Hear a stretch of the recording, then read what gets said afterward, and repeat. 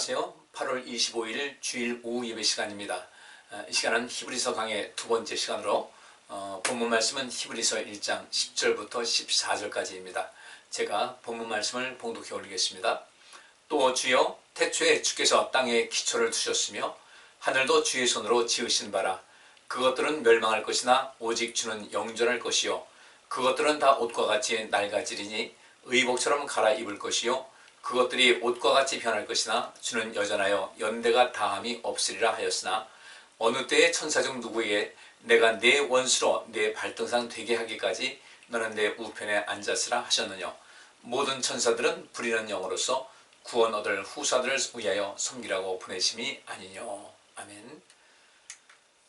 지난 시간 히브리서 첫 번째 강의 시간 때 말씀드린 대로 이스라엘 백성들은 그 두 가지 양면성이 있습니다. 기독교에 대해서 아주 가장 강하게 반발하는 그런 그룹이기도 하고요. 또 한 그룹은 그럼에도 불구하고 이제 예수 그리스도의 그 복음을 받아들였고 또 이제 이 성경 말씀의 그 진수, 하나님의 그 귀한 뜻을 알고 예수님께서는 하나님의 아들이시고 또 메시아로 이 땅에 오셨다는 것을 믿는 사람들이 있었습니다. 그러니까 이 두 가지 양면성이 있다는 것은 첫째는 유대인들, 그러니까 아주 극렬한 그 정통 유대인들은 기독교에 대해서 상당히 그 걸림돌 역할을 하고 있지만은 반대로 이 가운데서 예수 그리스도께서 전하신 그 복음, 그 성경의 진수를 알고 있는 사람들은 이미 그들이 어린 시절부터 태어나면서부터 이 하나님 말씀을 배웠고 훈련됐기 때문에 그들이 이 복음을 증거하는 데 있어서 굉장히 중요한 역할을 하는 그 대상이 된다는 것이죠. 예수님께서 이 땅에 오셨을 때 바로 그렇게 복음을 온전하게 받아들일 수 있는 그 이스라엘 백성들이 있기 때문에 실질적으로 예수님께서 그 많은 효과를 얻을 수가 있었고 그들이 그 교회의 모든 근간이 되는 그런 좋은 역할을 해줬습니다.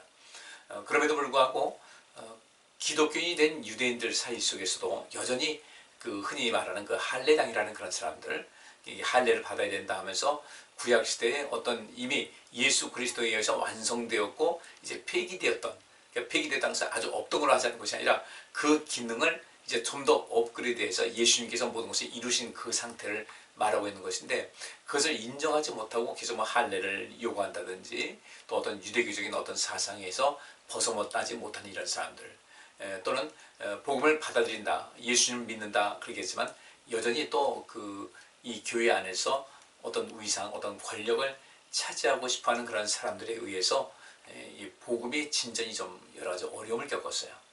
그러면서 무엇보다도 이 이스라엘 백성들이 복음을 증거하는 데 있어서는 굉장히 중요한 그런 자원이 된다는 면에서 오늘 이 히브리서가 기록된 목적도 거기 있는 것이죠. 어떻게든 그들을 온전하게 그 하나님 말씀을 받아들이고 또 성령 충만한 가운데 그들로 하여금 온 세상에 하나님 나라와 하나님의 의를 구하는 일에 동참하게 할 것인가, 이런 부분에서 이제 히브리서가 기록이 됐죠. 여전히 예수님께서 하나님의 아들이시라는 것에 대해서 좀 의구심을 품고 있는 그런 사람들, 또 예수님께서 메시아로 오셨다는 것에 대해서 이제 의아심을 갖고 있는 이런 사람들에게 그 진정한 그 복음의 의미, 또 하나님께서 왜 이스라엘 백성들을 택하셨고 또 유대인들의 그 남이 어떤 것인지를 이제 설명하는 것이 이제 히브리서에 나와 있습니다. 이 히브리서 기자는 이것을 누가 썼는지를 우리가 확실하게 알지 못하고요. 어쨌든 지난 시간에 1절부터 9절까지 말씀 속에서 우리가 살펴보면서 그 구약 성경에 있는 내용을 인용해 가면서 바로 예수 그리스도에 대해서 이 말씀이 기록된 것이라는 것을 말씀을 드렸어요. 오늘 10절부터 14절에도 구약 성경을 이제 인용해서 말씀드리는 것이 있는데 그 10절 말씀 보겠습니다.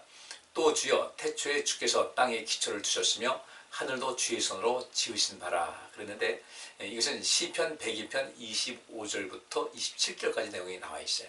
그러면 왜 이렇게 구약 성경을 인용을 했는가? 예수님께서 이 땅에 오실 것이라는 것은 이미 그 창세기로부터 이제 예언이 되어 있어요. 그리고 점점 이 내용이 이제 확대되면서 오늘까지 이르게 되었는데 이 이스라엘 백성들이 예수님을 온전하게 인식하기 위해서, 그래서 예수님께서는 하나님의 아들이시자 곧 신성을 가지신 분이고 그 다음에 메시아로 이 땅에 오셨다는 것, 그리고 하나님의 아들이시지만 하나님께서 이 세상을 구원하실 목적으로 육신을 입혀서 이 땅에 보내신 분이라는 것, 그럼에도 불구하고 그분께서는 영원전부터 하나님과 함께 하셨던 분이라는 것을 이렇게 증명할 필요가 있는 거예요.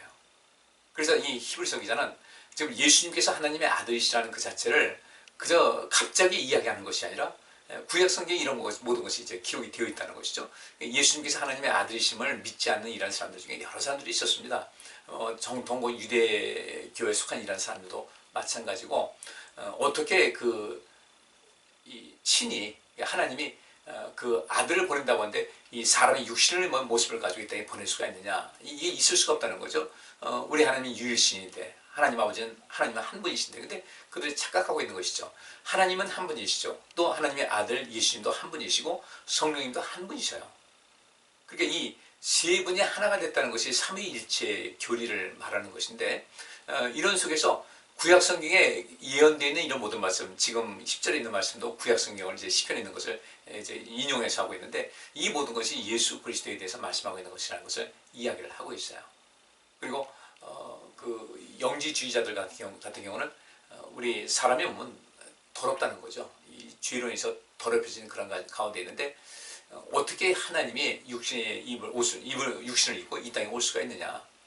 이건 아니라는 거죠. 그러니까 육신을 입는 그 순간 우리가 그 존재는 더러워지는 것인데, 예수님께서 이 땅에 오신 것은 그저 영으로 어떤 오신 것을 그 제자들이 잘못 알아서 그냥 이렇게 꾸며가지고 이야기하는 것이다. 뭐 이런 여러 가지 면에서 예수님의 그 신성을 믿지 않고 오히려 반대하는 이런 사람들이 많이 있었는데, 시편 기자는 그것을 불식시키기 위해서 이제 그 이야기를 구약 성경을 통해서 인용해서 하고 있는 거죠.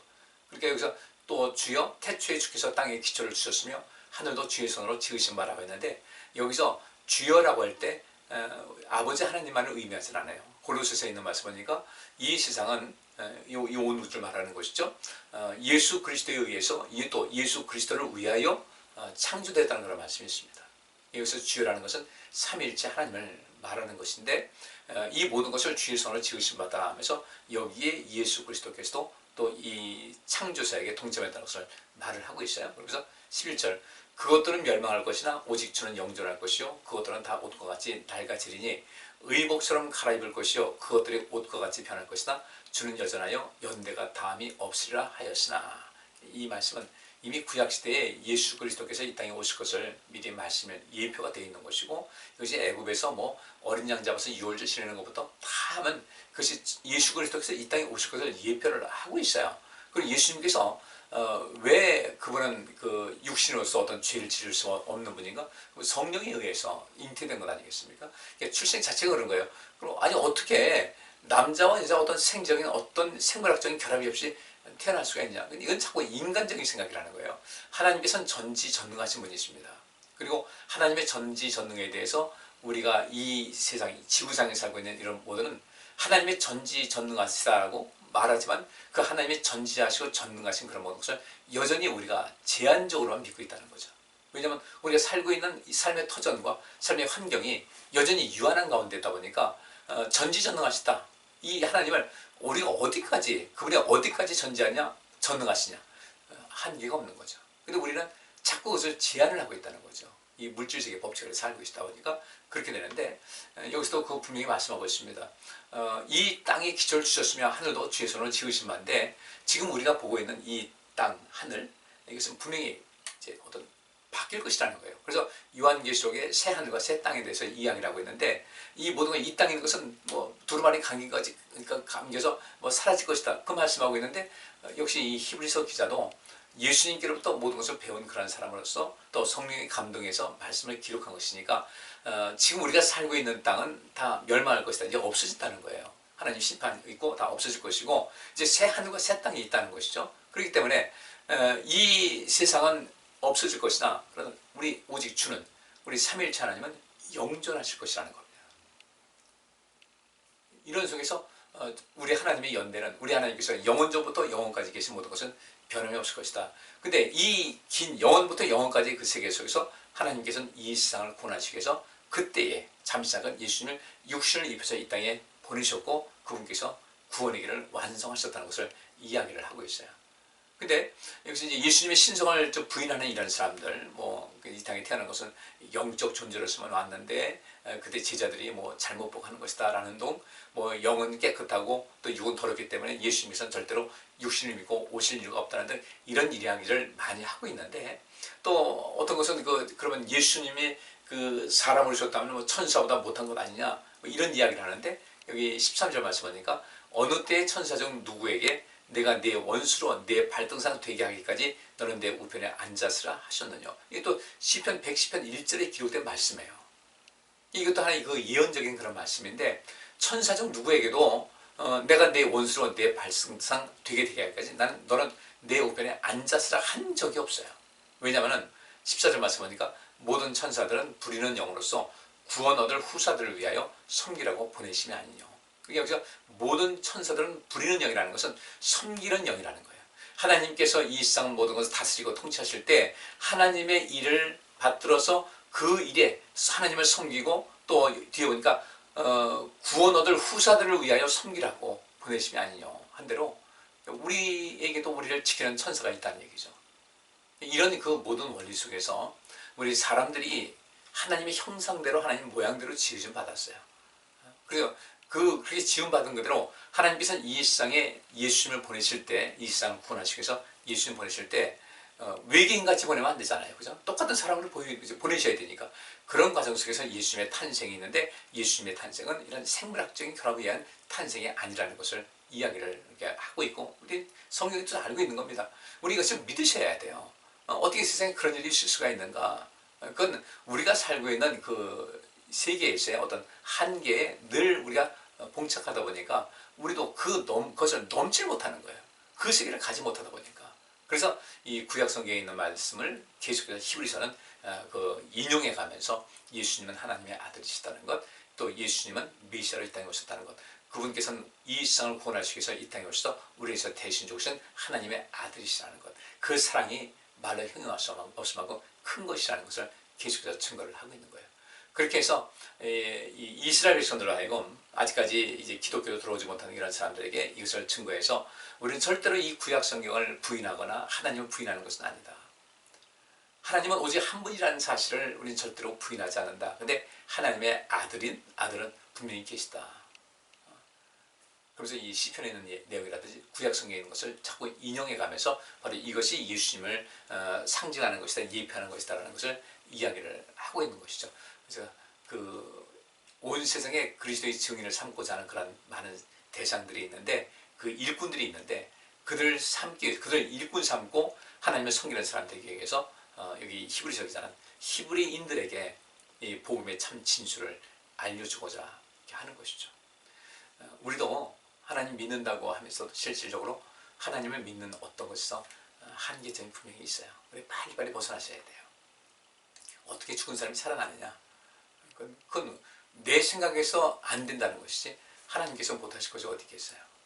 그래서 우리가 하나님 말씀을 부지런히 읽고, 또 기도 생활도 많이 하시면서, 또 이렇게 오늘 낮에 말씀드린 대로 구하라, 찾으라, 두드리라는 것은 하나님을 만나기 위한 하나의 수단이고 과정이거든요. 그런데 하나님께서는 우리로 하여금 더 하나님을 구하고, 또 하나님께 구하고 하나님을 찾고, 또 문을 두드려서 주님과 하나 되게 한 그런 삶을 살게 하기 위해서 하나님께서 우리가 그렇게 하는 사람들에게 구하는 자에게 주신다, 찾는 자는 찾을 것이다, 문을 두드리는 자는 열릴 것이다, 이 보상을 주시는 것이죠.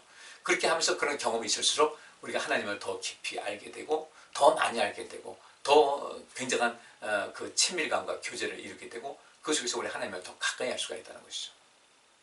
우리는 늘 하나님을 가까이 하고, 또 그 믿음 안에서 우리 자신을 새롭게 하면서 또 많은 사람들, 아직도 하나님을 알지 못하는 사람들에게 복음을 증거하고 그를 새롭게 하는 그런 일에 앞장을 서셔야 됩니다. 어쨌든 오늘 본문에 있는 말씀 히브리서 1장 전체를 보게 되면 그 많은 이스라엘 백성들, 예수 그리스도에서 어떤 반감을 갖고 있는 사람들, 또 예수님께서 하나님의 아들로서 이 땅에 육신을 입고 오셨다는 것에 대해서 여전히 회의감을 품고 있는 사람들에게 그 구약 성경에 있는 것을 인용해가면서 이것은 그냥 스쳐 지나가면 안 된다. 이건 분명한 사실이고 역사적인 사실이고 하나님의 뜻이었다는 것을 증거하고 있는 것인데, 우리 모두도 하나님 앞에 온전한 믿음이 돼서 이 히브리서 기자는 정말 온 세상에 예수 그리스도의 그 증인되는 사람을 계속해서 불러들이는데, 그때 중요한 자원이 바로 이전부터 하나님 말씀 알고 있는 이스라엘 백성들이었다.